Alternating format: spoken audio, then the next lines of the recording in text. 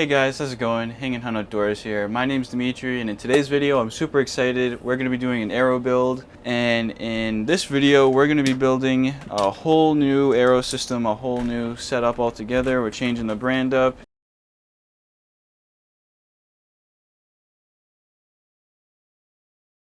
These are the Black Eagle Rampage arrows. They are 1/1000th of an inch straightness 2. And they are 300 spine. I forgot to mention that. My old Eastons, they are 300 spine as well. They're a little beat up, so I can't show you, but they are 300 spine. And yeah, we're gonna stick with the same spine on these arrows. A couple of differences. I just actually measured these with a caliper, or yeah, what are these called? A vernia. A vernia. And these are 264 thousandths outside diameter, and then the 5mm, the axis, they are 274 thousandths outside diameter. So these are just a little bit thinner, and they're also considerably lighter. These axis, the match grades, they are 10.7 grains per inch, and these are 8.7 grains per inch. Now why that matters is that over the span of the arrow, if you have, let's say, a 29-30 inch draw length, that's 10.7 grains per inch, where these are 8.7 grains. So if you're trying to get to like a key, like arrow weight, the grains per inch can really hurt you, or make your system a little bit better. And I'll explain that when we get into the insert system that we got here. We're going to be using the focus system, or the front of center outsert system. I think that's what it's called, insert outsert, something like that.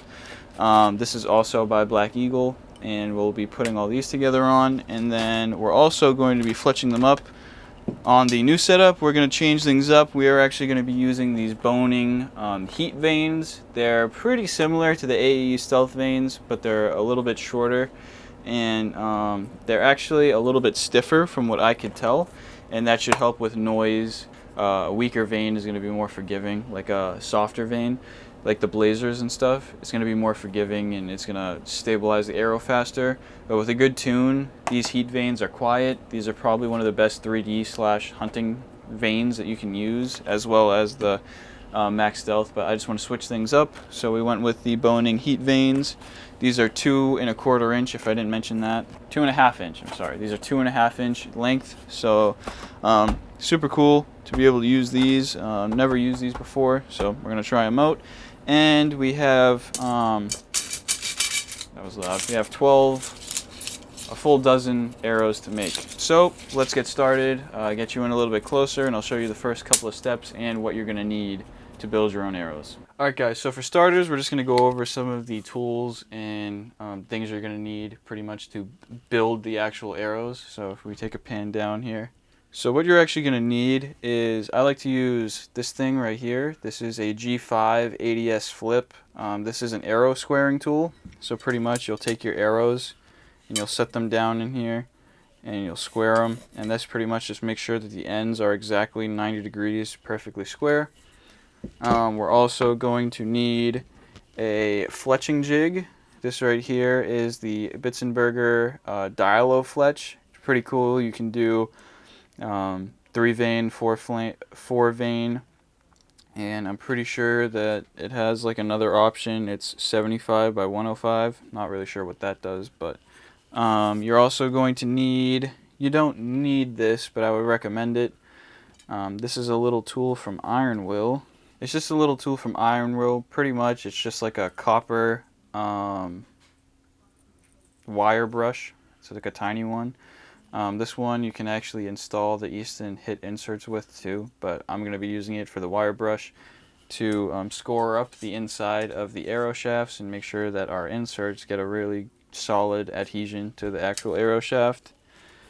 And then you're also going to need some type of epoxy. This is Easton hit insert epoxy. I have this extra from when I got my Axis arrows, so I'm going to be using it. It doesn't really matter brand, just as long as it's a 24-hour set epoxy. You can get away with using something like this. This is JB Weld epoxy. It's like a set and 5-minute epoxy. You can get away with using this, but when considering arrows, they're constantly in impact. The faster the set epoxy can be a little bit more brittle, so just take that into account when you are getting your epoxy. I would recommend a 24-hour one. You're also going to need some form of arrow wipe. This is just to clean your shafts down before you glue your vanes on. Makes it so that your vanes don't pop off after you glue them. And then you're also going to need super glue. This is AAE Max Bond. Pretty much anything works with the boning vanes, but yeah, great stuff. Just some form of fast set super glue. Alright, so now that we got that out of the way, let's go ahead and move on to the actual building.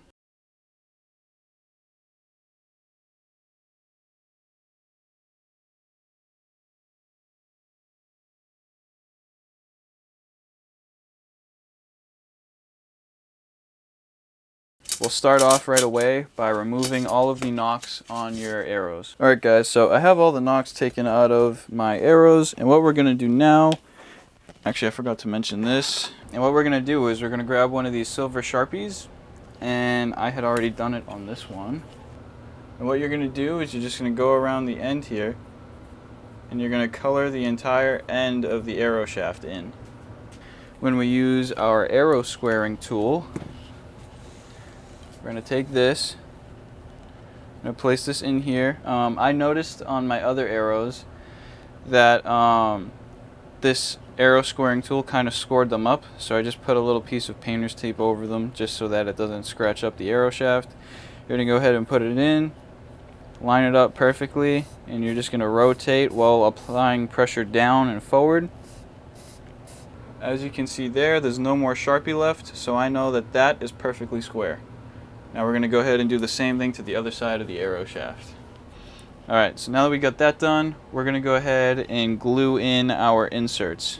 Now, like I was saying in the beginning, I am going to use these Black Eagle, their focus system. They come with a bunch of these. These are their insert system, so we're going to go ahead and glue these down into the arrow shaft. And then they have these, which is their outsert system, which is a little collar that slides over the arrow shaft. And then they have this little baggie included. This little baggie included, and it comes with a bunch of set screws. Their focus systems, they weigh 100 grains each. They also ship you these. I believe these are 50 grains, I believe. Don't quote me on that, they might be a little less. But these are the standard inserts that come with the actual arrows. You have to buy the focus system after market, technically. They are not sold with the arrows. But with that being said, we'll go ahead and get these ready to install. What I like to do is, just for a little bit of extra security, I'll get some 220 grit sandpaper.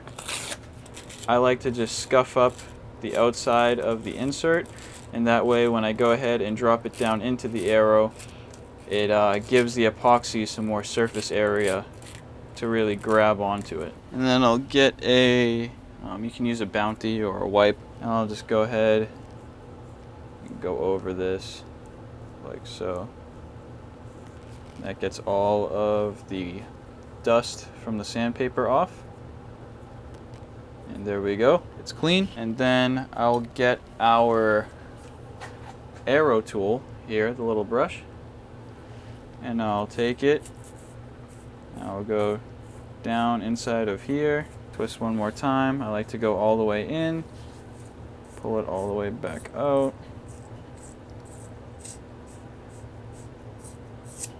Then I will take a Q-tip as well as some either acetone or rubbing alcohol. Let's get some on there. I'll go ahead and clean the inside of the arrow shaft, flip the sides, kind of mushroom that out so it really grabs onto the walls there. Clean it one more time, and as you can see, there's barely anything on that, so we're good. So now that that's done, we're going to go ahead and do it to the rest of the arrows. Alright guys, so we went ahead and got all of the ends of our arrows nice and clean. And so now what we're going to do is we're just going to grab another wipe. And we're just going to go over the end super lightly of the arrow shaft. And then what we're going to do is we're going to grab our epoxy. Now, like I said, you can use the JB Weld, you can use the whatever you want to call it, 5-minute epoxy, whatever 5-minute set epoxy. I'm going to go ahead and use this, but they all pretty much work the same way, in that you pour 2 parts out, you mix it up, and you're pretty much ready to go. Now, to actually mix this up, I am going to use something plastic. I can just do it on the outside of this. You're going to use something plastic. I'm just going to use the outside of this bag here, just so that nothing seeps in. If you use like cardboard or something, it could absorb the epoxy, which obviously gives you less, which is no good. So it's actually pretty cool with this Easton epoxy. There's a little V that they tell you to cut. So you just do that, and then you fold this over like so. And then you pretty much just cut right down that V. I'll take this down here like so. And then we're gonna grab a Q-tip, chop the head of it off. Go ahead and mix the crap out of this stuff. And when you're done, you should get like a milky white consistency. And if you're conservative, this should give you roughly 12 arrows. Grab some epoxy on the end of there, like so. And then you're just gonna run this down into your arrow. You're gonna spin while you go to insert this now, like so. Get that seated down. I'm going to unscrew my set screw. And then you can get a paper towel, or I'm actually just going to use the wipe.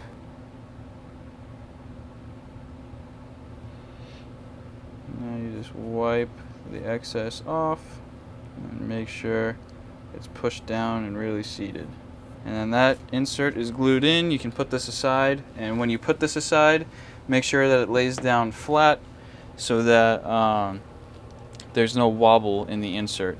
And if you put it upside down or the other way, it could slip out and just set at a weird angle. So make sure that you set it down parallel with, make sure you set it down level, I guess. And that's that one. Alright guys, so real quick, I just want to go over something with you. When you square the ends of your arrow on the knock side, what you're going to want to do is, they sell little tools like this. This is a little like grinding stone. It has a little nub on there. And when you go ahead and install your knock, like so, when you go ahead and install your knock, it never sits actually flush, because the way that they're made, there's always like a little, it's not a perfect 90 degrees. So what I like to do is just go over and real easy, I'll just go over the ends like that.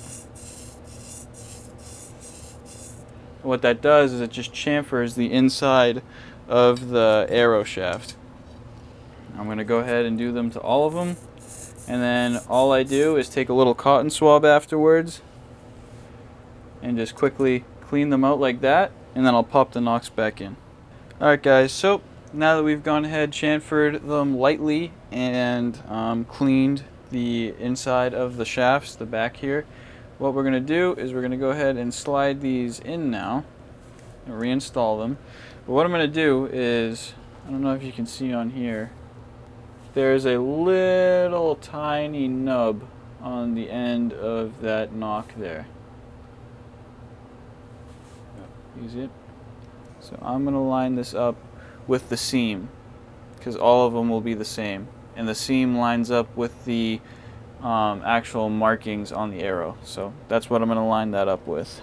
The reason why I do this is so that now when I go ahead and fletch them, all of the fletchings will be on the same exact spot on the arrow shaft, and all the labels will all line up pretty much. It's hard to explain. It's all going to go out the window when you knock tune them, but at least this way it gives you an accurate way. If you ever to knock a fletch off, you can just line it up, find the fletch that you need, and reapply it. So that's why I do it that way. Now what we're going to do is we're going to get our Bitzenberger jig set up. So we'll drop down, get you in a little closer, and you can see how we do that. Alright guys, so now that we have all of our knocks lined up, what I'm going to do is I'm actually going to go ahead and set this jig up for a 4-fletch. I want to do a 4-fletch because these are a little bit smaller vanes compared to the AAE Max Stealth vanes, and I've never shot a 4-fletch before, so I'm just curious to see how they do. So how we do that is we get an Allen key. We're going to take these screws, right? One of them is going to be labeled 120, 90, and then 105 by 175 or something, or 75, whatever it is. What we're going to do is we're going to loosen up the one that says 120.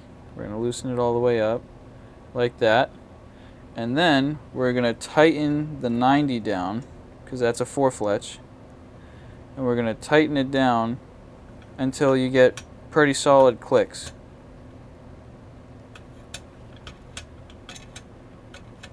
I'm going to go just a little bit more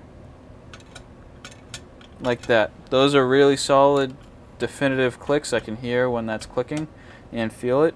So we're going to leave that there, and then we're going to go ahead and get one of our vanes out, and we're going to load it up into the clamp. I made little notches in the clamp so I can see exactly where it ends to get the most consistent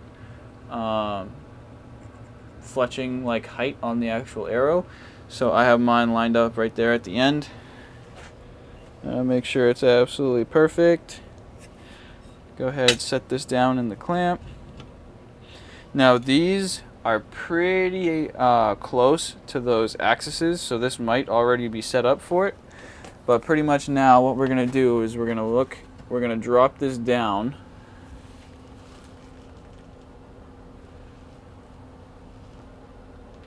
Okay, and we got a little bit too aggressive of a offset on here. So how we fix that is, one, we can lift this up and actually just grab lower, make it so that there's a little bit of vane sticking out of the clamp like this. We can make it so that there's about a 32nd, maybe even a 64th of an inch sticking out of the clamp, so that when we press down on there, the entire channel makes contact with the shaft. So right there looks pretty good. What I'm going to do is I'm just going to loosen up this top Allen key. That's not the right size. So you loosen the screw up, and I'm going to slightly pull that offset back. And you can play with this to get it perfectly set up with your arrows. Every arrow is going to be different. But now, when I go ahead and press this down to check it, I am getting perfect contact throughout the entire arrow. The channel of the vane, this part of the vane, is making full contact with the arrow shaft. That's all I'm looking for here. And right where I have it set up, it looks pretty good. Now I'm still going to use that technique where I keep like a 64th sticking up out of this, but it's totally up to you guys. You guys can choose whatever you want to do. I'm just going to set mine up this way, and then I'm going to take a fresh wipe, and I'm just going to wipe my arrow shafts down. Now that they're wiped down, I'll go ahead and load one up. Now the little like dimple that's on the knock is going to be faced the same direction every single time. So right there, it's coming off at an angle like this, so I'm just going to remember that, and I'm going to start each arrow the same exact way every single time. And then we'll go ahead, I'm going to grab the wipe and just lightly go over this fletching, just because I had been touching it. Got my finger all over it, so that's that. And now the way that I am going to apply the glue is the dot method. dot, dot, dot, dot, the entire way through. And then with the tip of the super glue, you just roll that all the way down, like so. And then I hold the arrow down against the jig, push the clamp right up against the bottom of the jig for consistency, and then I'll take the entire thing and come down evenly and really press up against the arrow shaft.